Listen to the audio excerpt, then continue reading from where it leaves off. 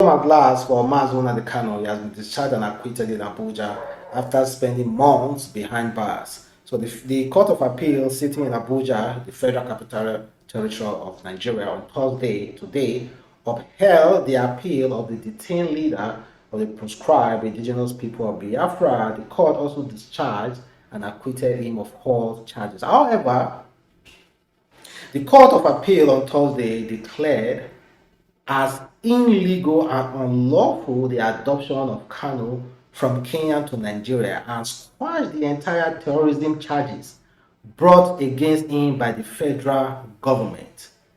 The court held that the federal government breached all local and international laws in the forceful rendition of Kanu to Nigeria, thereby making the terrorist charges against him incompetent and unlawful. The appeal court, in a judgment by Justice Oluduto Adebola, void and set aside the charges by the federal government against Kanu. The court proceeded to discharge Kanu from the alleged offences. Justice Adebola held that failure of Nigeria to follow due process by way of extradition was fatal to the charges against Kanu. The appeal court further held that the failure of the federal government to disclose where and also when the alleged offences were committed was also fatal to the terrorism charges and made them liable to dismissal. Reacting to the judgment, Kanu's lawyer and human rights activist Ifeanyi on his Facebook page on Thursday said, Kanu won at last. Well, discharged and acquitted. So if you really check what the court really held was that the federal government never really gave instances why they said Kanu was a terrorist. And also, they never followed due process, the extradition process, to extradite him from Kenya down to Nigeria. They don't follow the due process. So now, waiting can be the matter now. Will the federal government obey the judgment and free Nnamdi Kanu? For me, honestly, this is a very high profile case. So if the federal government should free Nnamdi Kanu, then I believe there's a bad deal. There's a kind of like an agreement between federal government and Kanu. If there's no agreement, honestly speaking, or honestly, judging by what we have been seeing in Nigeria, I do not think they're going to release Nnamdi Kanu. After all, we know the federal government control the Nigerian justice system, although it's not supposed to be so. The court has given judgment, so follow the judgment and free him. So I don't know how this really means to the Biafra people, the Biafra agitators, but we can see videos of Nnamdi Kanu really, really happy. I think this is a step to the right direction. So I don't know how, like I've said before, what do this really mean to the federal government? Will they free Nnamdi Kanu? Will they allow him to go? Will they let him go? David said, a few months of a crucial election in 2019, Nnamdi Kanu miraculously resurfaced and led a successful election boycott in the opposition stronghold. A few months to a crucial election in 2023, and Nnamdi Kanu miracle just happened in the appeal court. Is this happening again? So someone said, the timing of Nnamdi Kanu reappearance from the land of the dead and his call for an election Boy Scout is decidedly convenient. So we have to ask, is he partnering the Buhari federal government? So somebody is asking that Nnamdi Kanu partnered with Buhari federal government because in 2019, Nnamdi Kanu miraculously resurfaced and led a successful election Boy Scout in the opposition stronghold. You know, Peter Obi has a lot of supporters coming coming from the south, the real southwest, east, coming from the east.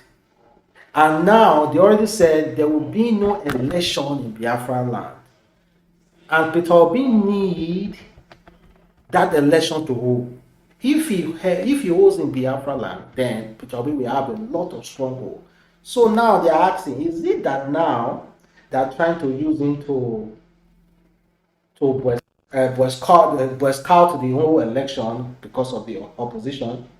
I don't know if you guys understand. Then Olu, but that is political based though. The guy has regained freedom. Olumo said, correlation to Nnamdi Kanu, even the court agreed that the extradition process was illegal. Shame on the Buhari administration for disgracing Nigeria and making us look like a lawless country. So happy for Nnamdi Kanu. So someone said, Ifeanyi said, appeal allowed, Nnamdi Kanu discharged and acquitted, we won, okay. Then Ifeanyi said, the Court of Appeal in Nigeria has made a bold statement that the judiciary will not tolerate executive impunity. This is a strong rebuke against the executive rascality.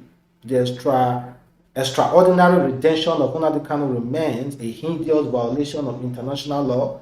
Malami should resign. Okay, big congratulations to him. And now let's go over to another thing that I want us to really discuss, and that is about Rico Swavey. So there have been allegations coming now over Rico Swavey's passing. May his gentle soul continue to rest in peace. There are videos now circulating suggesting that he was neglected.